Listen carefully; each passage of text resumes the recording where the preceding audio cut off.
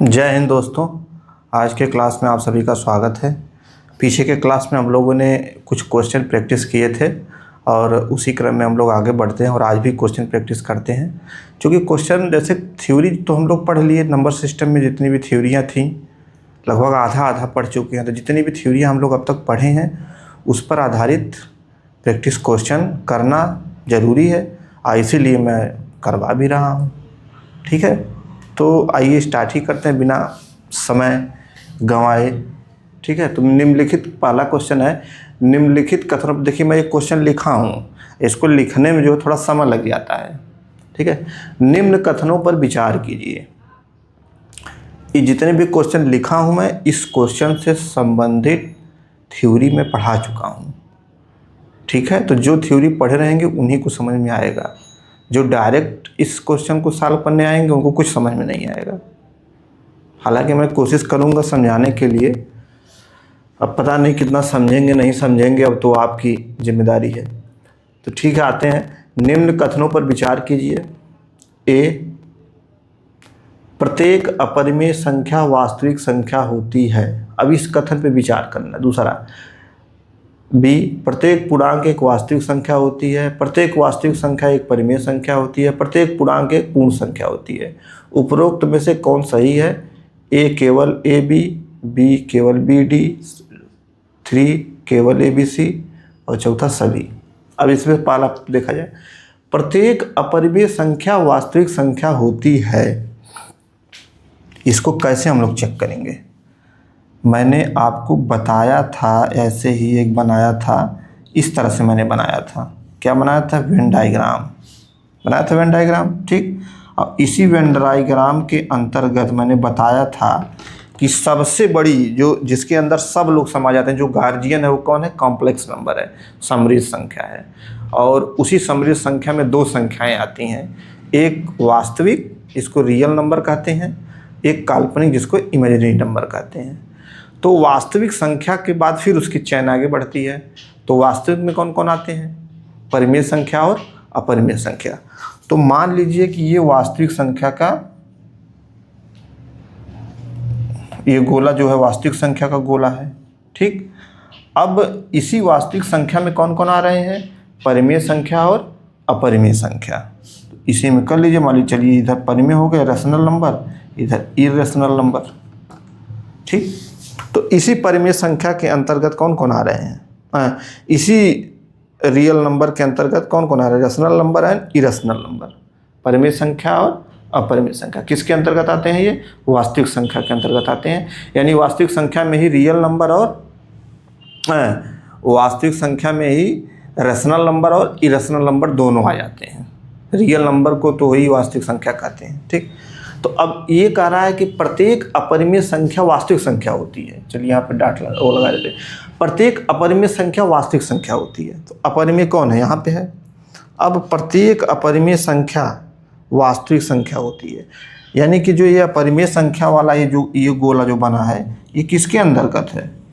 ये सारा किसके अंतर्गत है? रियल नंबर की, मान वास्तविक। तो प्रत्येक अपरिमेय संख्या ये किसके अंतर्गत हो गई? इस रियल नंबर के। तो ये पहला वाला क्या हो गया? सही हो गया भाई। पता चली रियल नंबर के अंतर्गत ही सारी इरेशनल नंबर और अपरिमेय संख्याएं आ रही हैं। इरेशनल नंबर या अपरिमेय संख्याएं इसी रियल नंबर के अंतर्गत ही सारी अपरिमेय संख्याएं आ रही हैं। तो आप हम लोग बोल सकते हैं ना, जैसे ये ए है, ठीक, और इसी के अंतर्गत एक छोटा सा गोला है A1। तो ये A1 कैपिटल ए के अंतर्गत आ रहा है ना, ठीक वही स्थिति है। ये पूरा गोला किसका है? रियल नंबर का। इसी के अंतर्गत इरेशनल नंबर दोनों आ रहा है। तो चूंकि बात यहाँ कर रहा है इरेशनल नंबर अपरिमेय संख्या की, वास्तविक संख्या होती है प्रत्येक अपरिमेय संख्या। तो प्रत्येक मतलब सभी अपरिमेय संख्याएं वास्तविक संख्याएं होती हैं। तो ये क्या हो गया? ये सही हो गया। दूसरा, अब प्रत्येक पूर्णांक एक वास्तविक संख्या होती है। प्रत्येक पूर्णांक एक वास्तविक संख्या होता है। तो प्रत्येक पूर्णांक एक वास्तविक संख्या होती है, ये चीज़ क्या है? कुछ दिमाग में आ रहा है? पूर्णांक मैंने बताया था, कुछ आ रहा है दिमाग में कि सब भूल उल गए? बोलिए। प्रत्येक पूर्णांक, ये लिखा ना, प्रत्येक पूर्णांक एक वास्तविक संख्या होती है। तो प्रत्येक पूर्णांक एक वास्तविक संख्या है। पूर्णांक मैंने बताया था, पूर्णांक में क्या क्या आता है, पूर्णांक में क्या क्या आता है, पूर्णांक में देखिए क्या क्या आता है, मैंने बनाया था। पूर्णांक में 0 भी आता है, 1 भी आता है, 2 भी आता है, 3 भी आता है, 4 भी आता है, डॉट डॉट डॉट इनफाइनाइट। इधर क्या आता है, -1, -2, -3, -4 डॉट डॉट डॉट इनफाइनाइट। ठीक, ये हो गया टोटल पूर्णांक। अब ये कह रहा है कि प्रत्येक पूर्णांक, यानी प्रत्येक पूर्णांक मतलब जितने भी पूर्णांक बन रहे हैं, चाहे 0, चाहे -1, चाहे 1, चाहे 2, चाहे -2 या 3 या -3, ये जितने भी पूर्णांक मैंने लिखा है सब वास्तविक संख्या होती है। क्या ये सही है? सब रियल नंबर होती है। तो मैं आपको जो ये रियल नंबर होता है, ये मैंने बनाया रियल नंबर का गोला। ठीक, इसी रियल नंबर के गोले में एक गोला आ गया तुम्हारा किसका, परिमेय संख्या का। ये जो बचा हुआ एरिया है ये किसका हो गया, अपरिमेय संख्या का। अब परिमेय संख्या के अंतर्गत ही, परिमेय संख्या के अंतर्गत ही कौन कौन आ रही हैं संख्याएं, पूर्णांक सब इसी के अंतर्गत आते हैं, परिमेय संख्या के अंतर्गत ही। तो परिमेय संख्या के अंतर्गत ही पूर्णांक आ रहा है, तो यानी कि प्रत्येक पूर्णांक क्या होगा, रियल नंबर। समझ में आ रही बात? यही बोला ना, प्रत्येक पूर्णांक एक वास्तविक संख्या होती है, तो ये भी तुम्हारा क्या हो गया, सही हो गया। जाके उसको देख लीजिएगा, वो मैंने बनाया है पूरा डिटेल उसका। फिर सी, प्रत्येक वास्तविक संख्या एक परिमेय संख्या होती है। देखिए इसको उलट दिया, अब तक बोल रहा था कि प्रत्येक अपरिमेय संख्या, बस अपरिमेय की जगह परिमेय यूज कर दिया है और बात को उलट दिया है। क्या किया है, प्रत्येक वास्तविक संख्या एक परिमेय संख्या। अब प्रत्येक वास्तविक संख्या, प्रत्येक रियल नंबर, वन मतलब total, every real number, every real number. तो प्रत्येक वास्तविक संख्या एक परिमेय संख्या, यानी कि मान लीजिए कि ये रियल नंबर है, वास्तविक संख्या है, और इसी के अंतर्गत परिमेय संख्या और अपरिमेय संख्या दोनों आ रही हैं। ठीक, अब ये बोल क्या रहा है कि प्रत्येक वास्तविक संख्या, तो प्रत्येक वास्तविक संख्या का मतलब ये टोटल बड़ा वाला गोला हो गया। ये बड़ा वाला गोला क्या छोटे वाले गोले के अंतर्गत है, मतलब परिमेय संख्या के अंतर्गत नहीं, इस बड़े वाले के गोले के अंतर परिमेय संख्या है। तो ये बात इस तरह से इसको कहनी चाहिए थी कि प्रत्येक परिमेय संख्या एक वास्तविक संख्या होती है, इसको उलट के। तो ये गलत कर दिया है, यानी ये ऑप्शन गलत कर नहीं दिया, गलत दिया है, तो ये गलत हो गया। भाई बड़े के अंतर्गत ही छोटा रहेगा ना, बड़े के अंतर्गत ही छोटा रहेगा ना, तो बड़ा कौन है, रियल नंबर, वास्तविक संख्या। छोटा कौन है, परिमेय संख्या। तो अगर बड़े को ही कह देंगे कि प्रत्येक रियल नंबर परिमेय संख्या है, तो गलत नहीं हो जाएगा। भाई बड़े में दो लोग आ रहे हैं ना, परिमेय और अपरिमेय दोनों। अब पूरे को तो आप कह देंगे कि परिमेय संख्या है, पूरे बड़े वाले को कह देंगे परिमेय संख्या, तो गलत हो जाएगा ना। चलिए आगे, प्रत्येक पूर्णांक एक पूर्ण संख्या होती है। अब प्रत्येक पूर्णांक, पूर्ण संख्या क्या होती है, पूर्ण संख्या बता दीजिए हमको। जब प्राकृतिक संख्या में 0 और जोड़ दिया जाता है, 0 को सम्मिलित कर लिया जाता है, तो प्राकृतिक संख्या क्या है, नेचुरल नंबर क्या है, गिनती वाली संख्या है, 1 2 3 4 5 डॉट डॉट डॉट इनफाइनाइट। उसी में 0 और सम्मिलित कर लीजिए, तो 0 1 2 3 4 5, ये क्या हो गई, होल नंबर या पूर्ण संख्या हो गई। तो पूर्ण संख्या क्या है, 0 1 2 3 4 5 5 डॉट डॉट इनफाइनाइट। और ये बोल रहा है कि प्रत्येक पूर्णांक, यानी ये पूर्णांक का मैंने बनाया है, प्रत्येक पूर्णांक क्या है, एक पूर्ण संख्या है। तो भाई चलिए, इतना पूर्णांक तो पूर्ण संख्या में आ जाएगा, इतना 0 से लेके 1, क्योंकि यही है। लेकिन ये तो बच जा रहा है, माइनस वाला सब बच जा रहा है। तो ये कह रहा है कि प्रत्येक पूर्णांक, तो प्रत्येक पूर्णांक में तो ये तो बच रहा है ना, यानी कि ये भी क्या हो गया, प्रत्येक पूर्णांक पूर्ण संख्या। भाई कुछ पूर्णांक पूर्ण संख्या है, देखिए 0 1 2 3 ये है ना, ये पूर्ण संख्या भी है, पूर्णांक में भी आ रहा है, लेकिन कुछ पूर्णांक पूर्ण संख्या में नहीं आ रहे हैं। ये कह रहा है कि प्रत्येक पूर्णांक पूर्ण संख्या है, तो गलत हो जाएगा। ठीक, तो इसमें कौन सा सही हो गया, ए और बी। तो इसमें कौन सा है, केवल ए और बी, यही सही हो गया ये। चलिए दूसरे पे आते हैं।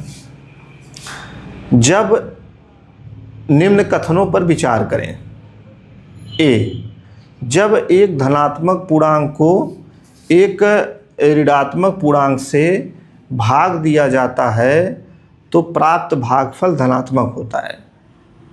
ये सब मैं बता चुका हूँ कि धनात्मक पूर्णांक क्या है, ऋणात्मक पूर्णांक क्या है, इसका चर्चा मैं कर चुका हूँ। जाके वीडियो देखिए, एकदम सब चुटकियों पे हल करेंगे आप। ठीक है, तो इसको हम लोग थोड़ा समझते हैं। इसको मैं बल्कि इसको मिटाऊंगा तब इसको समझाऊंगा आपको कि कैसे है ये वाला क्वेश्चन पे क्या मैटर है। ठीक है,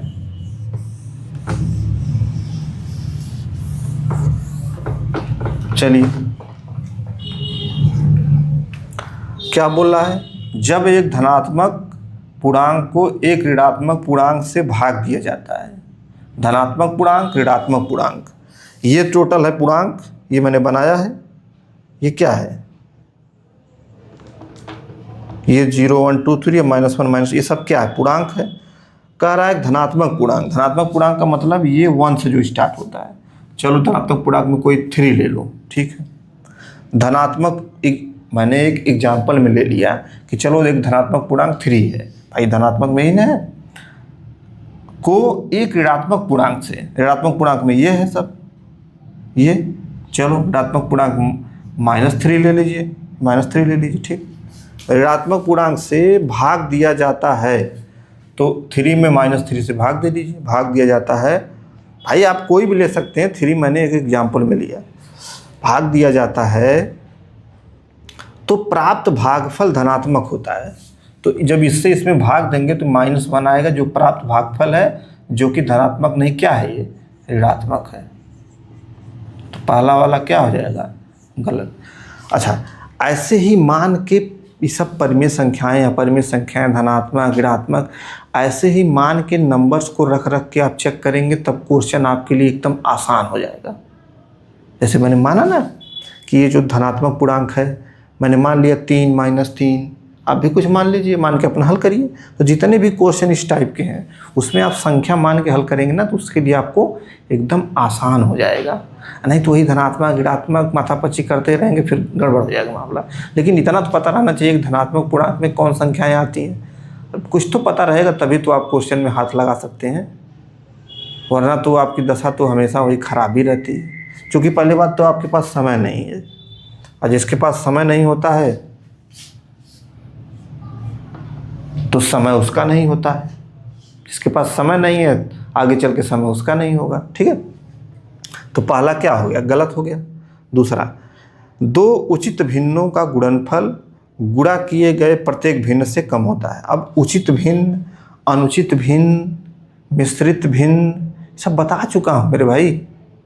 उचित भिन्न क्या होती है बताइए, वीडियो पॉज करके सोचिएगा, फिर मेरी बात सुनिए। उचित भिन्न क्या है कि जो हर है, जो डिनोमिनेटर है, वो ज़्यादा होगा किससे, अंश से। जैसे अगर इसी को हम लोग ले लें कि 1 ले लें, चलो ठीक, इसी को हम लोग क्या ले लिए, 1 ले लिए, तो ये क्या है, 3 क्या है, 3 डिनोमिनेटर है, हर है, 1 क्या है, अंश है, न्यूमरेटर है।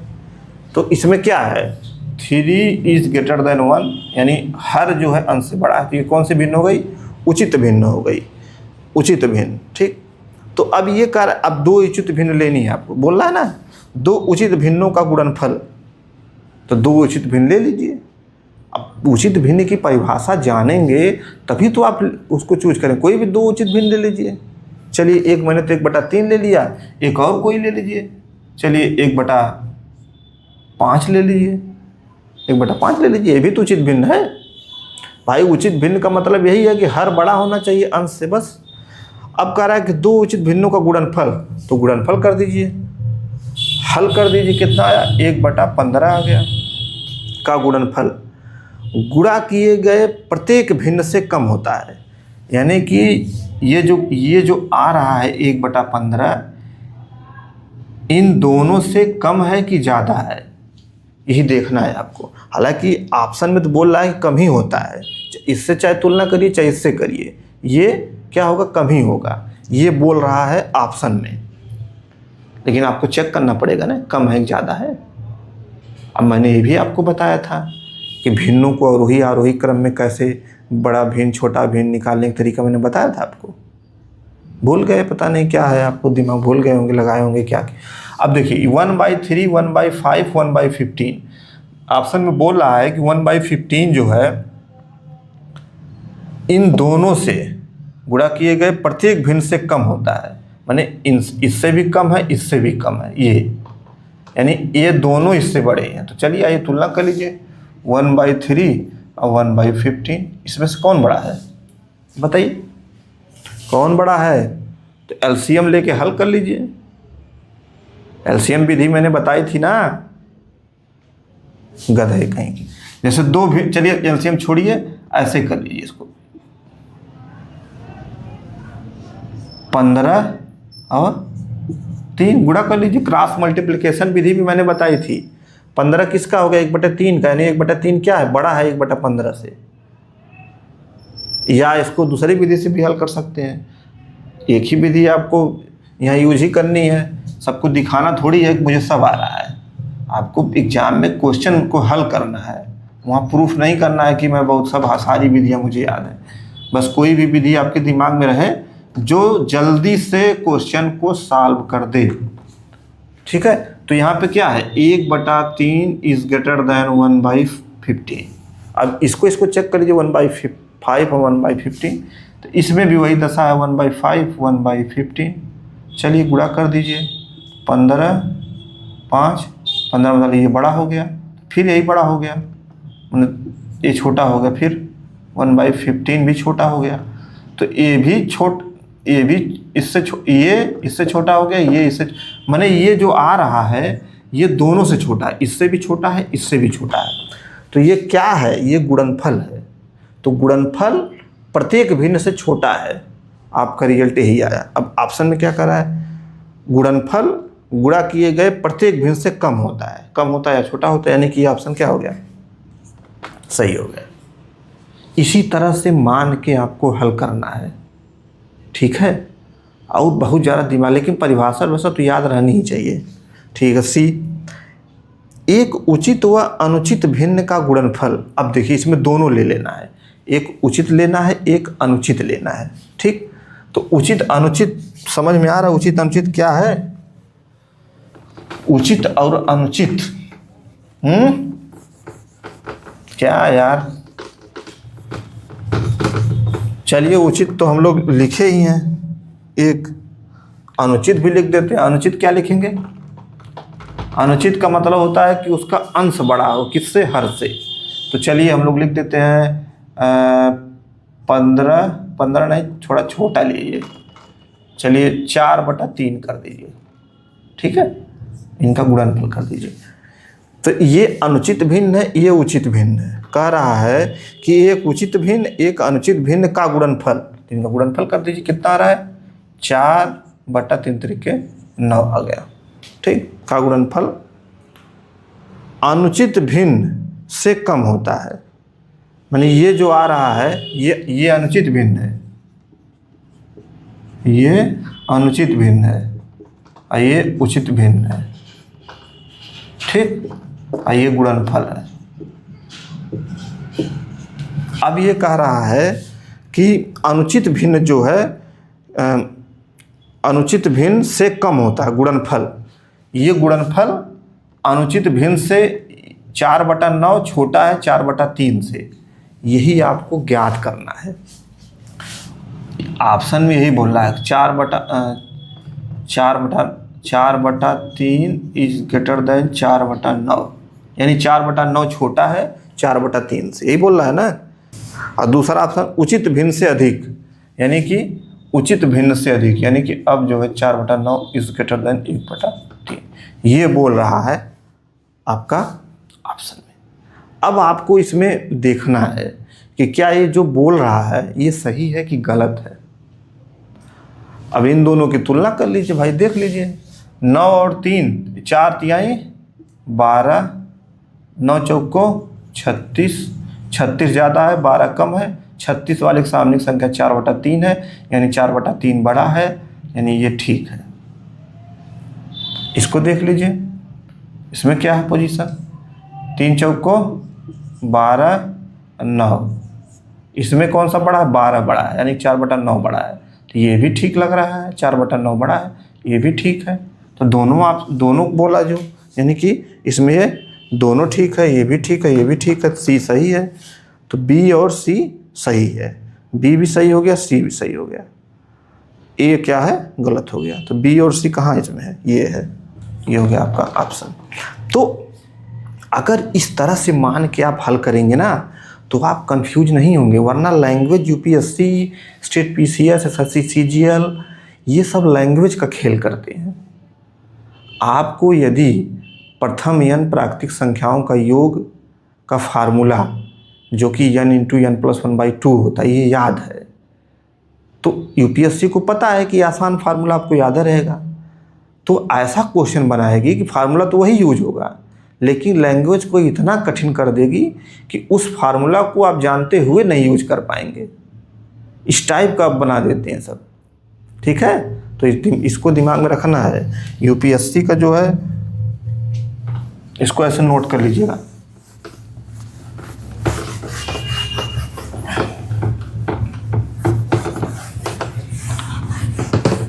अब आगे अगला ऑप्शन देखिए, अगला क्या है? निम्न कथनों पर विचार करें, ठीक। पहला, दो अलग अलग अभाज्य संख्याओं का योग अभाज्य संख्या होती है। अब अभाज्य संख्या अगर जानेंगे तभी आप इसको हल कर पाएंगे। अभाज्य संख्या क्या, भाज्य संख्या क्या, अभाज्य संख्या क्या? तो अभाज्य संख्या के लिए मैंने बताया था only 2 factor, only 2 factor is called prime number. तो 2 फैक्टर अभाज्य संख्या मतलब, अभाज्य संख्या मतलब ओनली 2 फैक्टर। अब ये चीज मैं बता चुका हूं, ठीक। अब बोला है कि दो अलग अलग अभाज्य संख्याओं का योग अभाज्य संख्या होती है। तो अभाज्य संख्याओं का योग अभाज्य संख्या होती है, तो आप एक तो डायरेक्ट अभाज्य संख्या ही ले लीजिए। चलिए हम लोग अभाज्य संख्या, दो अलग अलग अभाज्य संख्या लेते हैं। एक ले लेते हैं हम लोग 3, एक ले लेते हैं हम लोग 5, दो अलग अलग अभाज्य संख्या ले लिए, ठीक। अब उनका करा योग, इनका योग कर दीजिए तो कितना आ गया? 8 का योग 8 अभाज्य संख्या होती है। तो क्या 8 अभाज्य संख्या, अच्छा ये अभाज्य संख्या है कि नहीं? 3 और 5 बताइए। 9 अभाज्य संख्या है कि नहीं? 9। तो अभाज्य संख्या ओनली 2 फैक्टर, ओनली 2 फैक्टर। 9 का देखिए निकालिए, 2 फैक्टर कितने फैक्टर होंगे? 1 होगा, 3 होगा, 9 होगा। तो 9 अभाज्य संख्या है?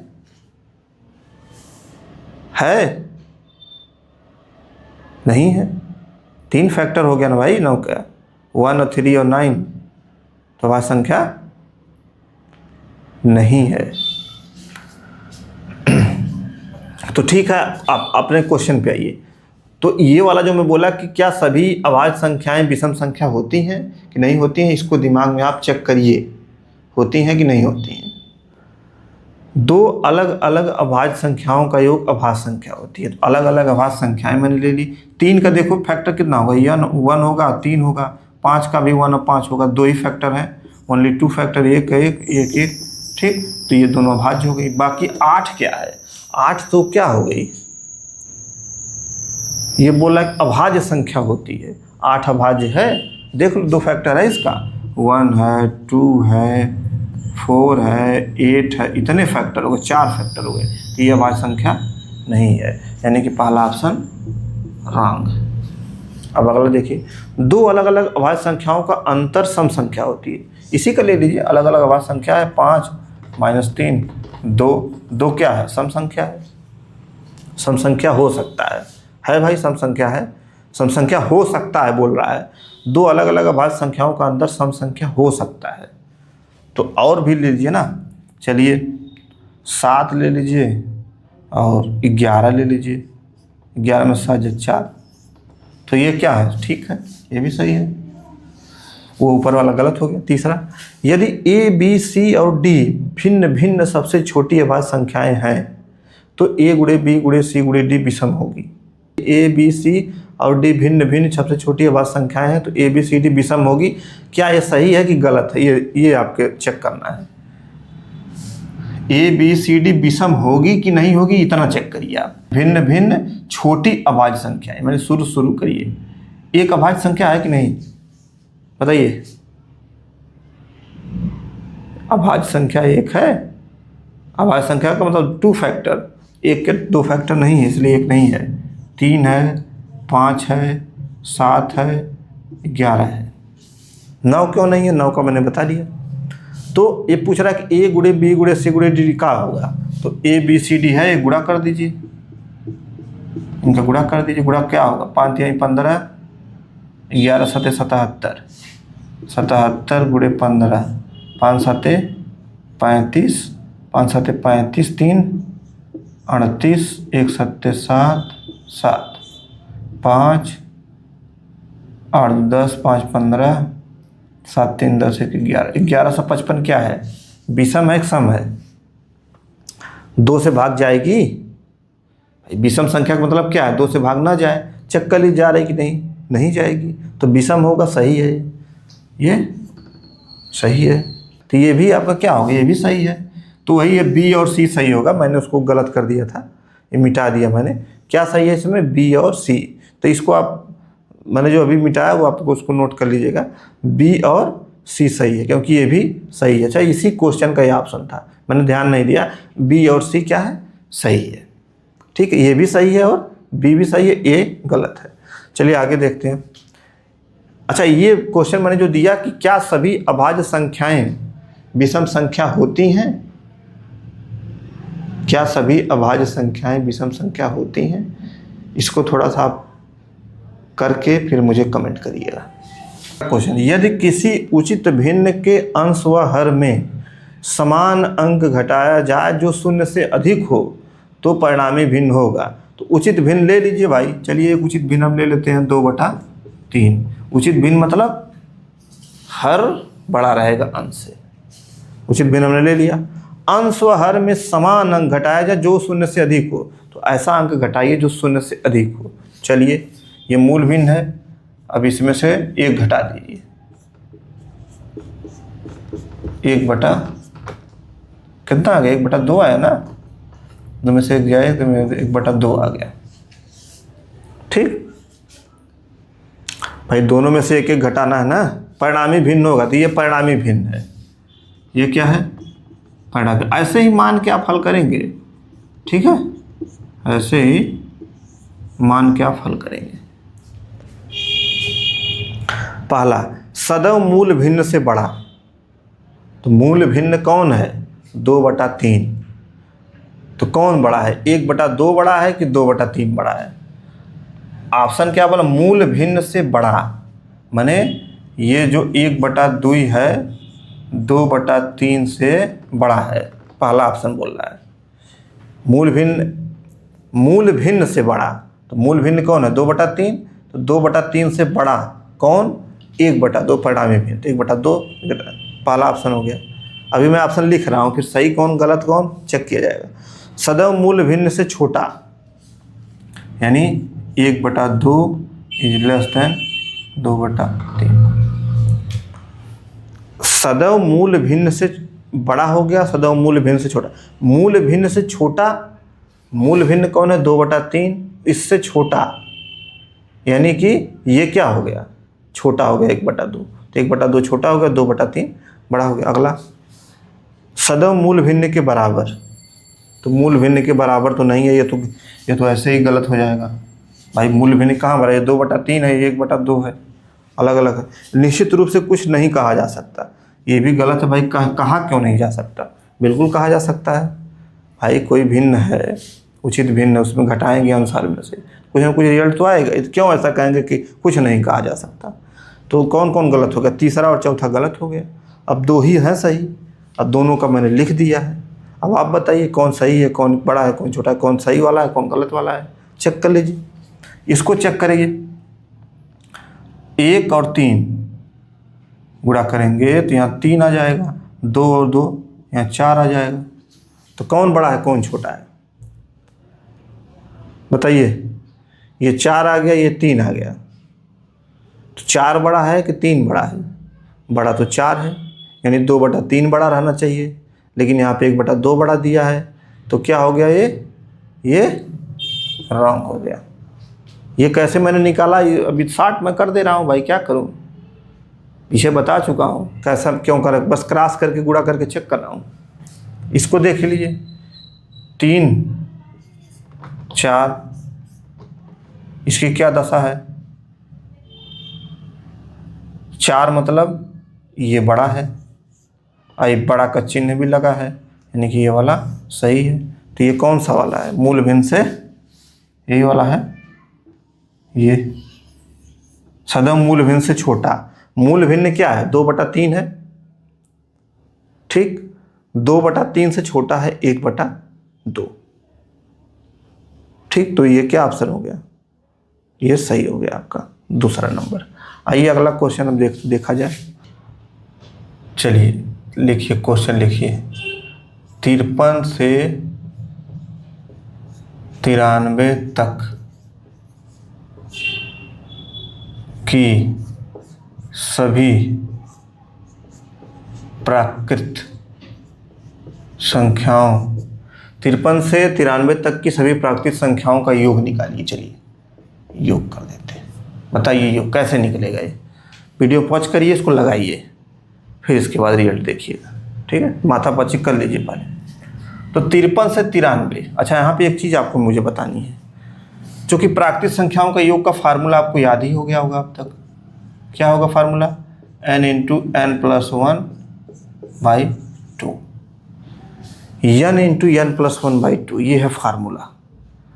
और फार्मूले में एक चीज़ बहुत ध्यान देने वाली बात है, क्या कि जो ये n × n+1/2 है, n जो है, n पदों की संख्या है, n का मतलब पदों की संख्या। तो इसमें ये फार्मूला हमेशा प्राकृतिक संख्या के प्रारंभ से ही स्टार्ट होगा। कोई भी फार्मूला, चाहे n × n+1/2 हो, चाहे आगे वाला हो सम संख्या वाला हो फार्मूला, योग वाला, चाहे विषम संख्याओं के योग वाला फार्मूला, ये सब की शुरुआत, जैसे विषम संख्याओं का योग वाला फार्मूला तो एकदम 2 4 6 यहाँ से स्टार्ट होगा, एकदम शुरू से। इसीलिए मैंने उस फार्मूले में लिखा है प्रथम n, मैंने एकदम शुरुआत से है वो। प्रथम n प्राकृतिक संख्याओं का योग मैंने 1 से स्टार्ट है। प्रथम n विषम संख्याओं का योग मैंने 2 से स्टार्ट है। प्रथम n विषम संख्याओं का योग 1 से स्टार्ट है। प्रथम n सम संख्याओं का योग 2 से स्टार्ट है। तो सम संख्याओं के योग में 2 से स्टार्ट हो रहा है, विषम संख्याओं के योग में 1 से स्टार्ट हो रहा है, और नेचुरल नंबर में 1 से स्टार्ट हो रहा है। तो ये सारे फार्मूले एकदम प्रारंभ से ही लागू होते हैं। बीच में से अगर संख्या दे दी तो ये फार्मूला फिर नहीं लागू होगा, लागू करिएगा भी मत, नहीं तो फिर बहुत क्वेश्चन गलत हो जाएगा आपका। तो कैसे फिर लगाएंगे, अगर बीच में से दे रहा है कि बीच में से दे रहा है कि संख्याओं का योग ज्ञात कीजिए, तब कैसे लगाएंगे। आइए देखते हैं कैसे लगाते हैं, ठीक है, दिमाग में रखना है। तो 53 से 93, अब देखिए 53 से 93 है, तो 93 तक, 53 से लेके 93 तक, यानी 93 भी लेना है, तो 1 से लेके आप 93 तक का निकाल लीजिए, ठीक। इसमें से माइनस कर दीजिए 1 से लेके 52 तक का। दिमाग में घुसा कैसे, मैंने बताया 1 से लेके 93 तक का पूरा निकाल लीजिए, ठीक। और फिर इसी में से 1 से लेके 52 तक का घटा दीजिए, क्योंकि 53 को भी लेना है तो इसलिए 52 तक घटाएंगे। चलिए घटा दीजिए बस, n × n+1/2, n कितना इसमें 93, n+1 हो जाएगा 94/2, माइनस इसमें n 52, n+1 53/2, ये काटिए इसको, 2 दूनी 4, 5 में से 4 जाए 1, 2 6 12, ठीक है। इसको काटिए, 2 चौको 8, 2 7 47। चलिए 93 × 47 - 26 × 53, इसको हल करिए, कितना आएगा, हल करिए आप, इसको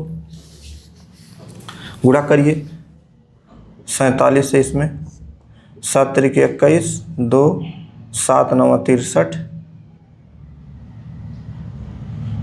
7 9 63 हो गया ना, 63 2 65, ठीक।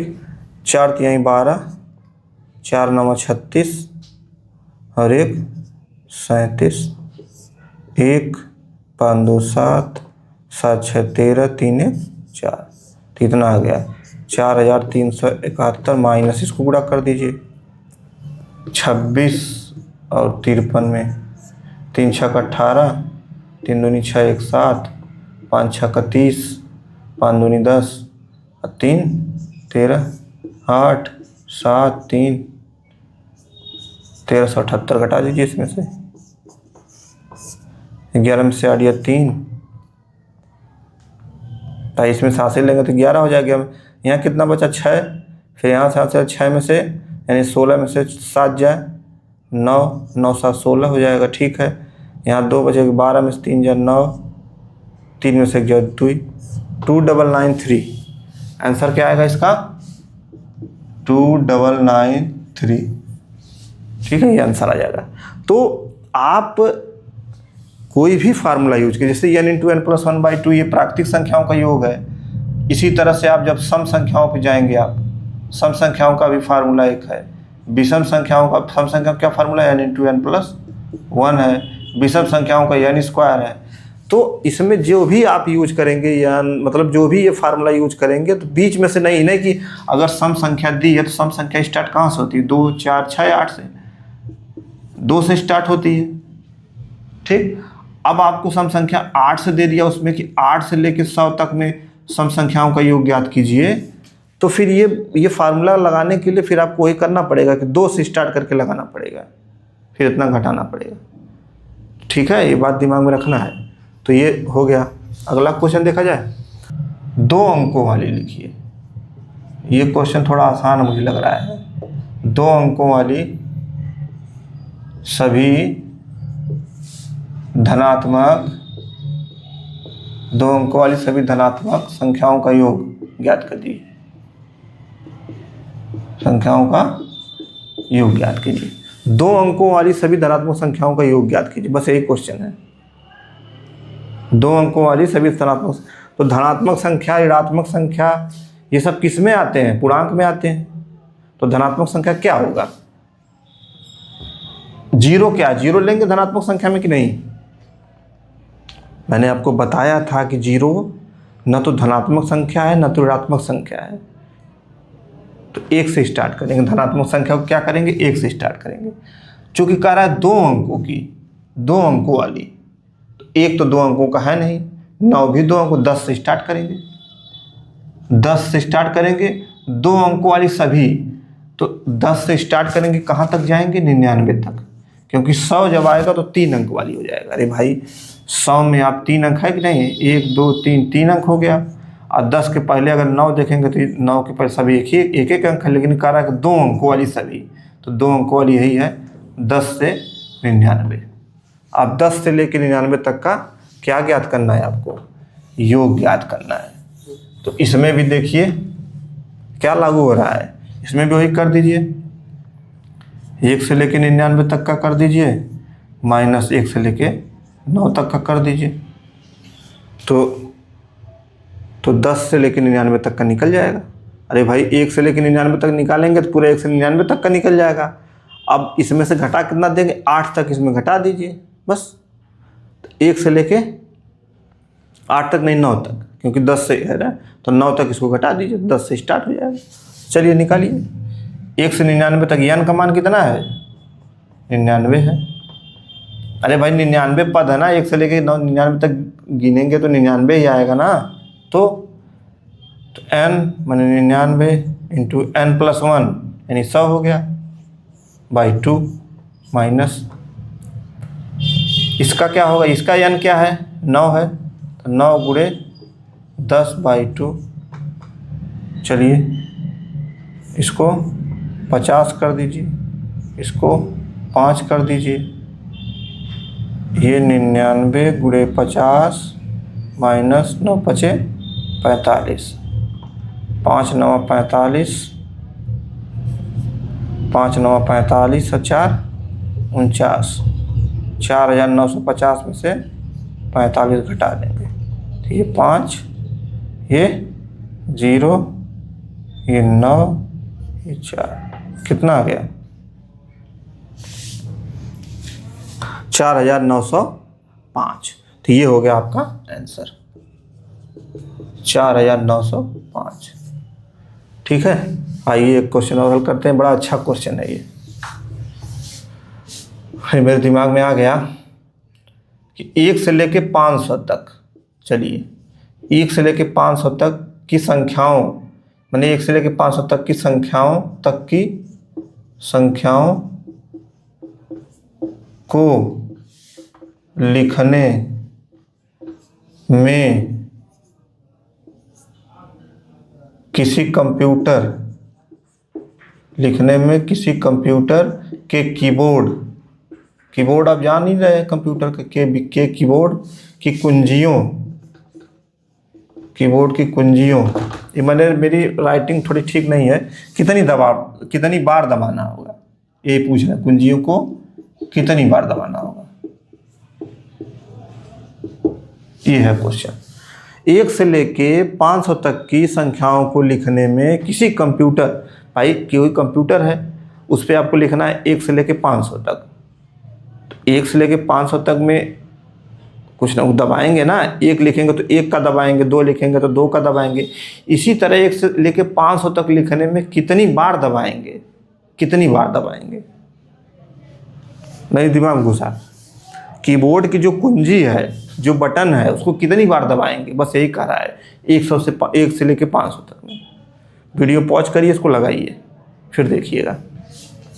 चलिए 1 से 500 तक की संख्याओं को लिखने में, तो ये पूछ रहा है कितने थे, 1 से लेके 9 तक, तो हम अब इसको तोड़ लीजिए, 1 से लेके 9 तक में 9 बार दबाएंगे, 1 2 3 4 5 6 7 8 9। 10 से स्टार्ट करिए, 10 से 99। अब क्यों मैंने 99 तक ही गया, क्योंकि 10 से लेकर 99 तक 2 अंक हैं, 10 11 12, सब इसमें, इन सभी में 10 से लेकर 99 तक की जितनी भी संख्याएं हैं सभी में 2 अंक हैं। अरे भाई 10 में भी 1 0, 99 में भी 9 9 है, तो 2 ही अंक हुए ना। तो ये 2, अच्छा 2 अंक, 1 अंक, 3 अंक, 4, इन सबको अलग अलग करके फिर 1 से 2 से गुणा, जैसे 1 से लेकर 9 तक में सब में 1 1 अंक है, तो 9 में कितना गुणा कर दीजिए, 1, तो 9 बार दबाएंगे। ठीक, 10 से लेकर 99 तक में कुल कितने अंक हैं, 90। घटा लीजिए ना, 99 में से 10 घटाएंगे अगर इसमें से, तो 9 और 9 में से 1 8, 89, 90 हो जाए। 1 जोड़ देते हैं, 90। चूँकि इसमें 2 सब में, तो 2 से गुणा कर दीजिए, 9 दूनी 18, 180 हो गया। 500 लेकिन कह रहा है, अभी आप तक कितना हुआ, 99 तक हुआ है। चलिए 100 भी ले लीजिए, 100 से 500 तक मैंने इकट्ठा क्यों ले लिया, क्योंकि इसमें सब में 3 3 अंक हैं। देखिए 1 2 3, 1 2 3, तो यहाँ कर लीजिए। 500 में से 100 घटाएंगे, 401 हो जाएगा। 3 अंक है सब में, 3 1 3, 3 चौको 12, 1203 आ गया। भाई 500 में से 100 घटाएंगे, 400 आएगा। चूँकि 100 खुद और घट रहा है, तो 1 जोड़ देंगे, उसमें 401 हो गया। 401 में 401 बार दबाएं, 401 गुणे 3, क्यों 3, क्योंकि हर अंक में, माने हर संख्या में 3 3 अंक है। 100 में भी 3, 500, 100 से लेके 500 तक की जितनी भी संख्याएं हैं सभी में 3 3 अंक है, 3 डिजिट्स, इसीलिए 3 से गुणा करेंगे। 100 से लेके 500 तक की कुल संख्याएं कितनी हैं, 401, और 100 से लेके 500 तक में सभी संख्याओं में कितने कितने अंक हैं, 3 3 अंक हैं। तो कुल संख्याएं हैं 401, और सभी प्रत्येक संख्या में 3 3 अंक है, तो 401 गुणे 3 कर देंगे तो टोटल निकल जाएगा कितने अंक हैं, कितनी बार दबाएंगे। नहीं समझ में आया। जैसे 100 है, तो 100 को लिखने में 1 2 3 बार दबाएंगे ना, 1 बार 1 दबाएंगे, 2 बार 0 दबाएंगे, वही है। अब इन सबको जोड़ दीजिए, हो गया क्वेश्चन। कितना है ये, 1203, 180 और 9, 9 3 12, 8 1 9, 2 1 3 1392, 1392 आंसर आएगा। तो 1 से लेके 500 तक की संख्याओं को लिखने में किसी कंप्यूटर के कीबोर्ड की कुंजियों को 1392 बार दबाना होगा, तब लिखा जाएगा 1 से लेके 500 तक। ठीक है, तो इसको दिमाग में रखना है। अब 1 से लेके 1000 तक का मैं आपको क्वेश्चन देता हूँ। चलिए 1 से लेके 1000 तक का लगाइए, तो लगाइए, फिर ये देखिएगा मेरा, ये नहीं कि तुरंत। ठीक है, 1 से लेके 1000 तक।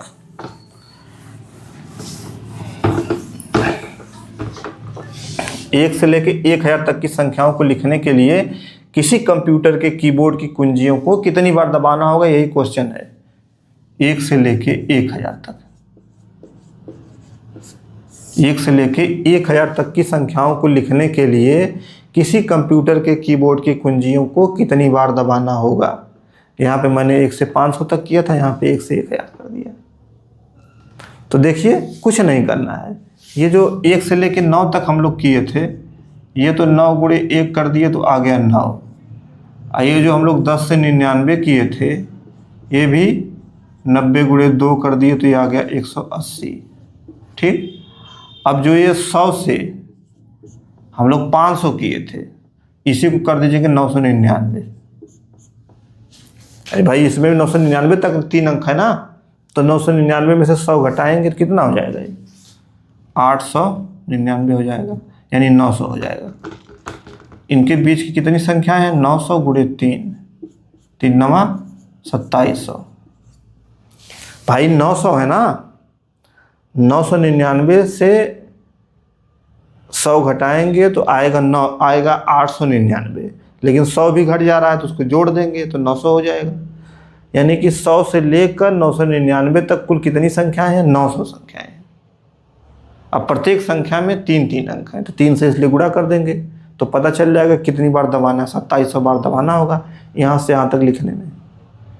अभी तो 999 ही हुआ ना, 1000 बचा है ना, अभी इसको भी जोड़ दीजिए 1000। इसमें कितने अंक हैं, 1 2 3 4 अंक, तो इसमें 4 कर दीजिए, जोड़ दीजिए बस। तो ये हो गया आपका 180, ये 9 और ये 4, जोड़ दीजिए सब। 9 4 13, 8 1 9, 7 1 8 2, 2893। तो ये आंसर हो जाएगा 1 से लेके 1000 तक का 2893। ठीक है, आइए अगला क्वेश्चन। यदि 150 पृष्ठों, पृष्ठ जान रहे हैं ना, पृष्ठों की एक पुस्तक, यदि 150 पृष्ठों की एक पुस्तक में 1 से 150 तक की संख्याएं लिखा हो, 1 से 150 तक की संख्याएं अंकित करनी है। चलिए लिख देता हूं, अंकित करनी है। क्या मैंने लिखा, यदि 150 पृष्ठों की एक पुस्तक है, उसमें 1 से 150 तक की संख्याएं अंकित करनी है। ठीक है, तो अंकित करनी है तो पुस्तक में जो मुद्रित अंकों, पुस्तक में मुद्रित अंकों की कुल संख्या कितनी होगी।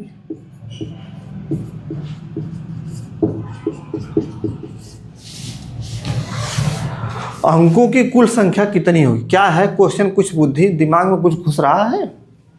यदि 150 पृष्ठों की एक पुस्तक है, चलिए एक पुस्तक बना लीजिए भाई, सब कुछ कलाकारी करनी ही पड़ती है। ये मान लीजिए कि भैया 150 पेज है, इसमें पेज समझ रहे हैं ना, पेज मैं बता देता हूँ आपको, बड़ा इम्पोर्टेंट है ये। जैसे कोई भी बुक है, ठीक, तो उसका एक पन्ना जिसको सीधे सीधे फाड़ के निकाल लेते हैं, तो जो दोनों तरफ होता है, तो जो एक तरफ वाला है वो एक पेज है, जो दूसरी तरफ वाला दूसरा पेज है, तो एक पन्ने में 2 पेज होते हैं। तो पेज मतलब यही समझिएगा, ठीक है। तो ये कह रहा है कि 150 तक की संख्याएं अंकित करनी है, तो पुस्तक 150 पृष्ठ है, तो जब 150 पेज है तो 150 संख्याएं भी अंकित होंगी, ठीक है। तो पुस्तक में मुद्रित अंकों की कुल संख्या कितनी होगी? पुस्तक में मुद्रित अंकों की कुल संख्या कितनी होगी? चलिए देख ही लेते हैं। आपको तो आएगा नहीं तो आप क्या करेंगे?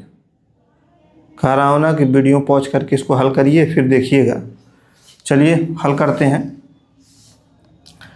150 पृष्ठ है, यानी 150 पेज है। अब यही कह रहा है कि 1 से लेके 150 तक लिखना है, ठीक। 1 से लेके एक प्रश्न का मर्म समझिए।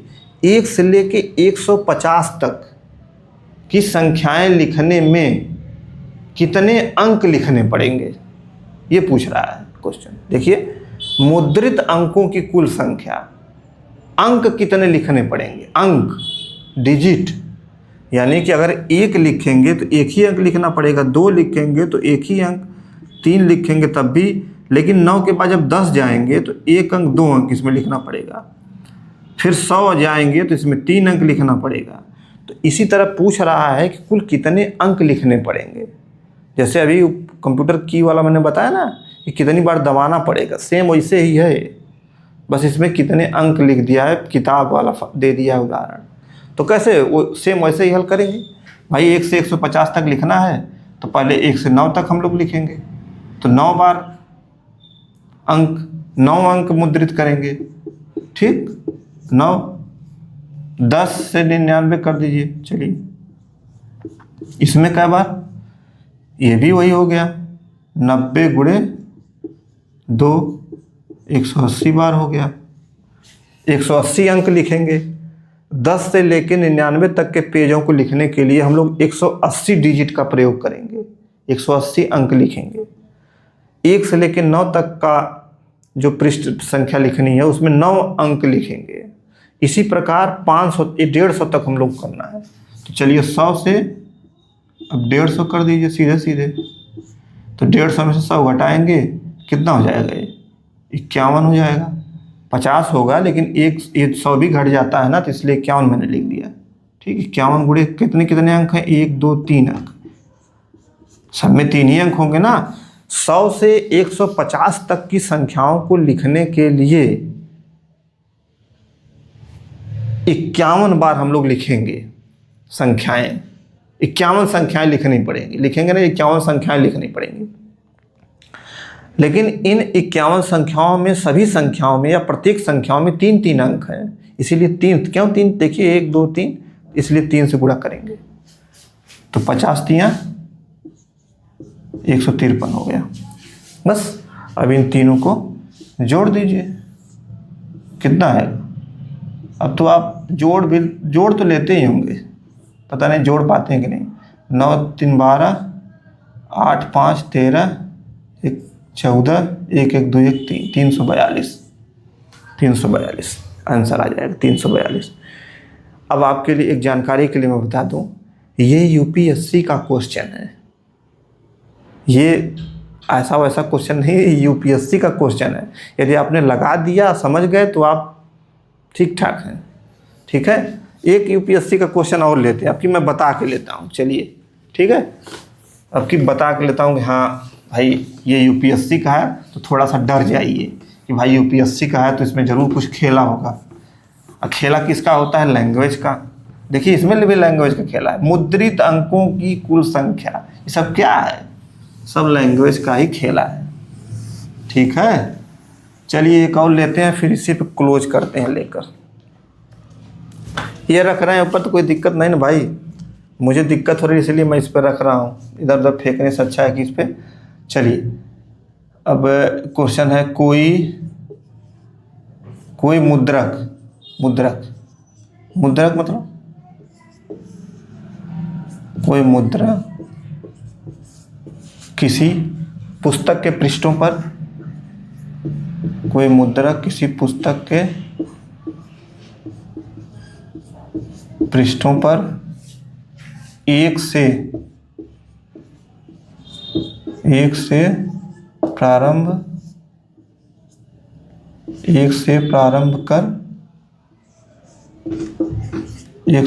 कर पृष्ठ संख्या डालता है, मतलब पेज डाल रहा है, पेज ठीक है, पृष्ठ संख्या डालता है, पेज नंबर डाल रहा है भाई, सही समझिए, पृष्ठ संख्या डालता है। और कुल मिलाकर भाई डालता है तो कुछ ना कुछ और आगे बढ़ेगा, और कुल मिलाकर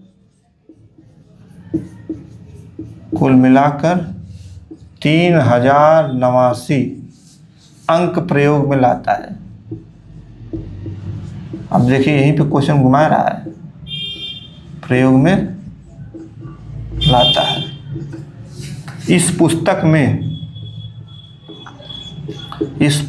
में कुल कितने पेज हैं, यही पूछ रहा है। इस पुस्तक में कुल कितने पृष्ठ हैं या पेज हैं। क्या है क्वेश्चन, फिर से पढ़िए। कोई मुद्रक किसी पुस्तक के पृष्ठों पर 1 से प्रारंभ कर पृष्ठ संख्या डालता है। माने कोई किताब है, ठीक, नई छपी है, अब उस पर पृष्ठ संख्या डालना है, पेज डालना है, तो ठीक है, कोई मुद्रक है, कोई छापने वाला है, वो डाल रहा है, तो 1 से स्टार्ट कर रहा है डालना, ठीक, 1 से प्रारंभ कर दिया। और कुल मिलाकर 3089 अंक प्रयोग मिला, जैसे 1 से लेके अपना जहाँ तक भी डाला, जितने पन्ना जितना पेज होगा उसमें उतना अपना अंक डालेगा। लेकिन आगे ये बताया जा रहा है कि कुल मिलाकर 3089 अंक प्रयोग में लाता है, 3089 अंक। जैसे पहला पृष्ठ होगा तो इस पर 1 लिखा जाएगा, दूसरा पृष्ठ होगा इसी एक ही पन्ने का 2 लिखा जाएगा, तीसरा होगा 3 लिखा जाएगा, इसी तरह 100वां होगा तो 100 लिखा जाएगा, ठीक। तो जो 100 लिखा जा रहा है, जैसे पहले वाले में तो 1 ही अंक का प्रयोग, दूसरे वाले में भी 1, तीसरे वाले में भी, लेकिन 100वें में 3 अंक का प्रयोग हुआ है, 100 1 0 0। तीसरे वाले में 3 अंक का प्रयोग हुआ है। इसी तरह वो कह रहा है कि इन सब को जोड़ के, ये सब जोड़ के 3089 अंक प्रयोग में लाता है। तो पूछा जा रहा है कि पुस्तक में कुल कितने पेज हैं। इसमें क्या ऑप्शन की ज़रूरत पड़ेगी?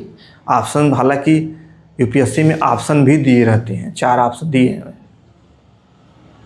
4 ऑप्शन दिए होंगे।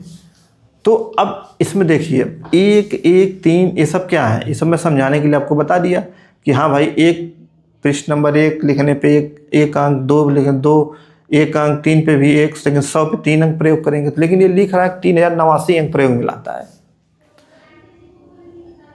3089। तो 3089 अंक कब आएंगे, ईमानदारी से बताइए। अगर हम लोग 1 से लेके, कल्पना करिए, चलिए 1 से लेके 1000 तक को लिखना है, तो कितने अंक हम लोग, तो अभी मैंने बताया ना कि 1 से लेके 9 तक में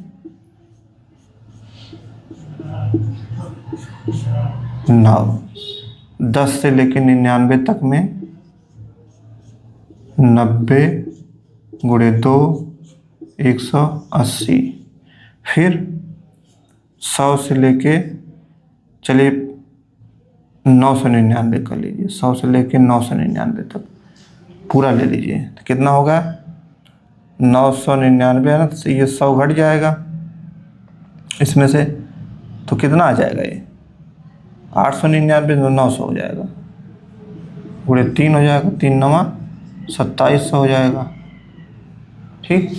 लेकिन ये कह रहा है कि 3089 अंक प्रयोग में लाया जाता है, 3089। तो अगर इसको जोड़ेंगे इतने को, तो 27 1 2800, 3089 नहीं आ रहा है, तो और आगे बढ़ जाइए भाई, 1000 से और 1000 कर लीजिए, 1000 से 1040 कर लीजिए, चलिए 40 तक ले चलिए। तो इसमें क्या है, ये 1040 में से 1000 निकालेंगे तो ये 41 हो जाएगा,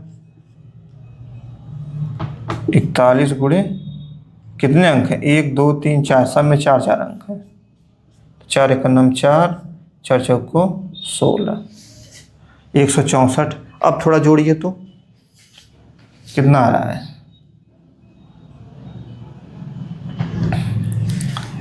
जोड़िए इसको, देखिए कितना घट रहा है, घटेगा तो और इसको बढ़ा देंगे, बस और कुछ करना थोड़ी है।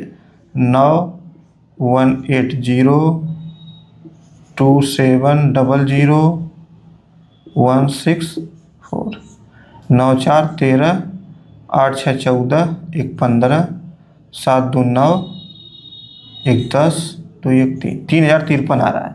लेकिन ये कह रहा है 3089, यानी कि अभी 1040 के ऊपर भी हम लोग जाएंगे। चलिए 1000 इसको 40 ना करके 1049 कर दीजिए। मैं एक ऐसे अनुमान लेके चल रहा हूँ, आप भी ऐसे ही हल करेंगे। तो 1049 में 1000 निकल 50 हो जाएगा, 50 गुणे 4